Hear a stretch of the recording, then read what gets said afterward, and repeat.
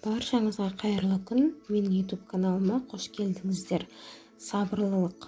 Ауыр кесел-кесапаттардан шығаратын мүмкіншіліктер бар. Ең ауыр сынақтар да ақыры бітеді. Ауыр қайғы да кетеді. Ең қорқынышты бәле-кесапаттан кейін жеңілдік келеді. Бұлар талассыз шындық. Соған дәлел ретінде кітаптардан не өз өмір тұрмысымыздан мыңдаған мысалдарды келтірсек болады. Адамдар шығар жолы жоқ тұңғиыққа өте қиын жағдайға душар болып, бірақ Алла Тағала кенеттен оларға жол көрсетіп, жеңілдік жіберген қаншама уақыттарды білеміз. Адамдарды сынаққа душар қылу жаратқанның ісі. Біздің оған мойынсұнудан басқа шарамыз жоқ. Сабырлылық қылып оған сенумен қалай бәлені жақсылыққа айналдыруға мүмкін екенін ұмытпауымыз керек.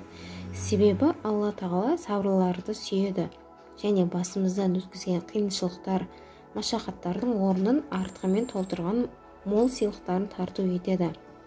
Сондай-ақ ұлы жаратқан былай деген: әлде сендер өздеріңнен бұрын өткен қауымдардың басына келгендерден бастарыңа келместен жұмаққа кіреміз деп ойладыңдар ма?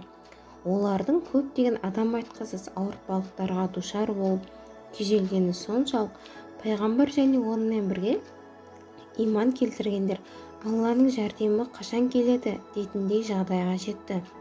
Біле білсеңдер, Алланың жәрдемі өте жақын. Бақара сүресі 214. Сынақтар басқаларға келіп, бізді айналып өтіп кетеді деп күтпеу керек. Керек болса, Алланың пайғамбарларды, елшілері де ауыр сынақтарға душар болған.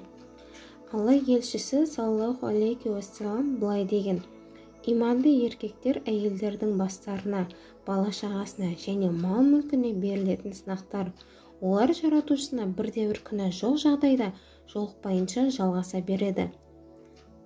Бірде Алла елшісінен саллаллаху алейхи уассаламнан адамдардың қайсысына ең ауыр сынақтар келеді деп сұрағанда, ол былай деп жауап берді: пайғамбарларға, содан соң ең асыл әулие кісілерге ауыр сынақтар келеді. Адам иманына қарай сынақтарға душар болады. Егер оның иманы бекем болса, оған сынаққа сынақ қосып беріледі. Иманы әлсіз болса, сынақтар соған сай беріледі. Алланың пендесі жер үстінде бірде-бір күнәсі жоқ болғанға шейін басына сынақтар келе береді. Сынақтар иманды пенде үшін болады. Оны сабырлықпен қарсы алса, күнәларынан арылады. Демек, бұл күнәлардың біразынан болса да арылуға мүмкіншілік. Қайсымызға ешқашан күнә жасаған жоқпыз. Кім олардан арылуға мұқтаж болған жоқ. Егер саған сынақтар келсе, күнәдан арылудың мүмкіншілігі беріліп жатқанын біл. Сабырлы болып, шыдамдылық көрсетуге әрекет жаса. Сонда бәле-кесапаттар жақсылыққа айналады. Алла елшісі саллаллаху алейхи уассалам былай деген: мұсылманға қандай сынақ келсе, ол шаршау болсын, ауру болсын, қорқу, қайғы, мұң, кесел, кесапат болмасын, керек болса тікен кірсе де Алла Тағала ол үшін пенденің күнәларын, кейбіреулерін кешіреді. Иман, сенім, сабырлық, мойынсыну және шыдамдылық шындығында кереметтерді тудырады.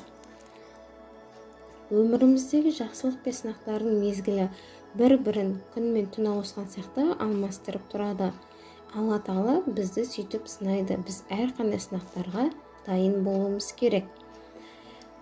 Егер келіңдер, бәле-кесапат келгенде ғана қайғыға батып, Алланы еске алып қалушылардан болмайық.